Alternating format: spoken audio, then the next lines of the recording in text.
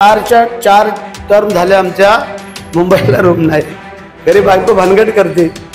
ते बोले माणिकराव एकदा आमदार झाले त्यांनी रूम घेतले. प्रत्येक आमदार रूम घेतात.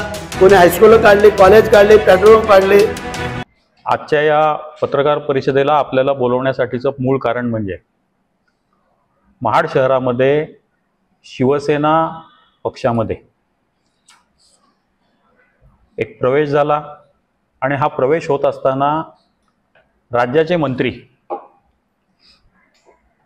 भरतशेठ गोगावले यांनी आपल्या भाषणामध्ये काही आक्षेपार्ह गोष्टींचा उल्लेख केला. आजच्या या पत्रकार परिषदेला आपल्याला बोलवण्यासाठीचं मूळ कारण म्हणजे महाड शहरामध्ये शिवसेना पक्षामध्ये एक प्रवेश झाला आणि हा प्रवेश होत असताना राज्याचे मंत्री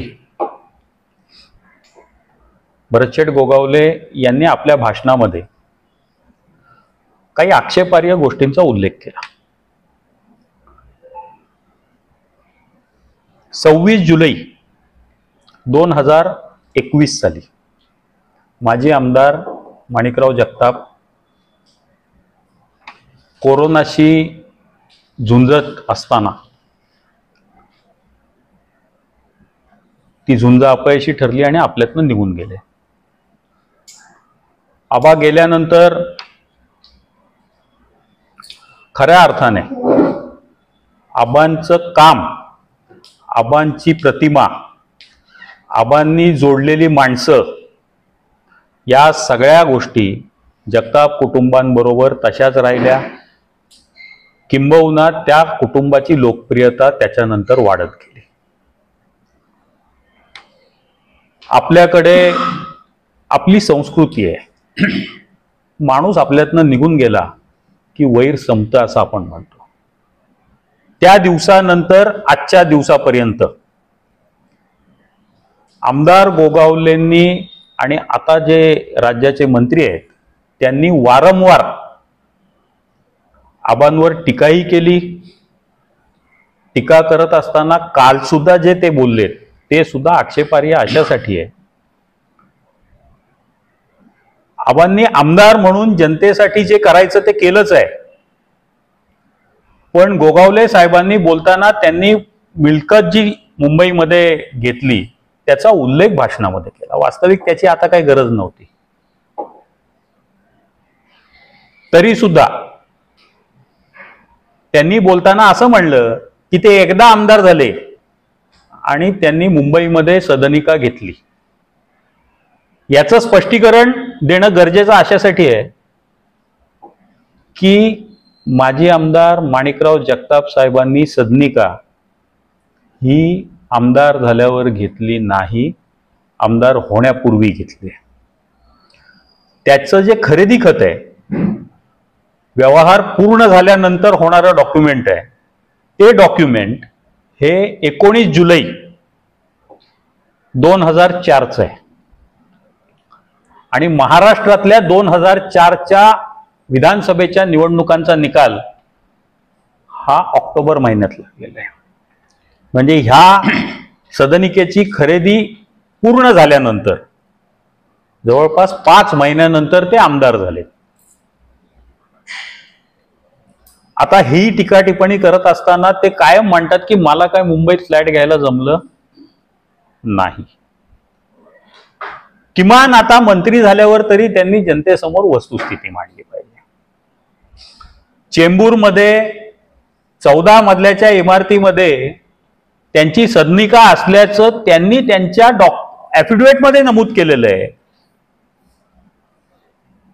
ज्या गोष्टी आपण पब्लिक डोमेनवरती मान्य करतो त्यांनी सदनिका घ्यावी, 1 नाही 10 घ्याव्यात किंवा अधिक काही मालमत्ता गोळा करावी, ह्याच्यावर आमचा आक्षेप असायचं कारणच नाही. पण वारंवार जनतेसमोर येऊन माझं काहीच नाही असा आव आणू नये. आपली झालेली प्रगती महाडकरांनी आपल्या डोळ्यांनी पाहिलेली आहे. अगदी सुरुवातीपासूनचे म्हणजे पिंपळवाडी गावच्या सरपंच पदापासूनचा आपला मंत्रिपदाचा प्रवास आणि लखलखत्या गोष्टी या सगळ्यांनी महाडकरांनी, महाडच्या ग्रामीण भागातल्या जनतेने अगदी उघड्या डोळ्यांनी पाहिलेले आहेत. तेव्हा अशा पद्धतीने सहानुभूती मिळवण्यासाठी केवळ भाषणांमध्ये माझं मुंबईत काय नाही, माझं मुंबईत काय नाही, आणि मग माणिकरावांचं नाव घेऊन टीका करत राहायची. माणिकरावांना जाऊन आता 4 वर्ष होऊन गेली. त्याच्यानंतर सुद्धा जर माणिकरावांवर टीका केल्याशिवाय तुमचं राजकारण होत नसेल तर माझ्यासारखा कार्यकर्ता म्हणेल आजही माणिकरावांचं काम बोलतंय. येत्या काळामध्ये या सगळ्या गोष्टींचा जाहीर व्यासपीठावरनं शेवटी समाचार आम्हालाही घ्यावा लागेल. पण आज आपल्या माध्यमातनं हे बोलणं गरजेचं वाटलं. जगताप कुटुंबांची लोकप्रियता वाढतीये, ती वाढतच राहील, कारण ते काम करणारं, जनतेशी समरस होणारं कुटुंब आहे. नानासाहेब असतील, स्नेहलदीदी असतील, अतिशय तळागाळातल्या माणसापर्यंत पोहोचण्याचा प्रयत्न करत ते काम करत राहणारे लोक आहेत. ते भविष्यातही तशाच पद्धतीने करत राहतील. एक गोष्ट या निमित्ताने पुन्हा एकदा सांगेन, जगताप कुटुंबाची मालमत्ता जी काय आहे ती जाहीरपणे ॲफिडेव्हिटमध्ये दिदीच्या, नानांच्या लढलेल्या निवडणुकांमध्ये, आबांच्या मांडली गेलेली आहे. त्याच्यात काही लपवण्यासारखं नाही. पण आता गेलेल्या माणसावर आरोप करून किमान पक्षी आमच्या भावनांना अशा पद्धतीने ठेच लागेल असं वागू नका, एवढंच या निमित्ताने सांगतो. आपण राज्याचे मंत्री आहात, जबाबदार आहात, आता मंत्र्यासारखं वागा, हे आपल्याला शोभत नाही. बरं, याच्यात एक गोष्ट अजून सांगण्यासारखी आहे. माणिकरावांच्या कुटुंबापैकी कोणाचंही गोव्यात हॉटेल नाही. माणिकरावांच्या कुटुंबापैकी कोणीही दुबईला जाऊन उद्योग करत नाही. माणिकरावांच्या कुटुंबापैकी कोणीही MIDC मध्ये स्वतःच्या नावावरती कॉन्ट्रॅक्ट घेऊन कार्यकर्त्यांना वाटत नाही. पॉस्कोमध्ये माणिकराव कधी स्वतःही गेले नाहीत. त्यांनी तिथं कधी कुठला उद्योग केला नाही. आता मला ह्याच्यापेक्षा अधिकची शृंखला काढून अधिक खोलात बोलायला लावू नका, एवढंच मंत्री महोदयांना या निमित्ताने सांगेन. आजच्या पुरता माझ्या मते आपल्याला माझा संदेश पोचला असेल. आणि हा काही पक्षप्रवेश त्या निमित्ताने झाले. महाड शहरामध्ये नगरपालिकेच्या निवडणुका होतील तेव्हा सुज्ञ महाडकर त्यांचा निर्णय घेतील.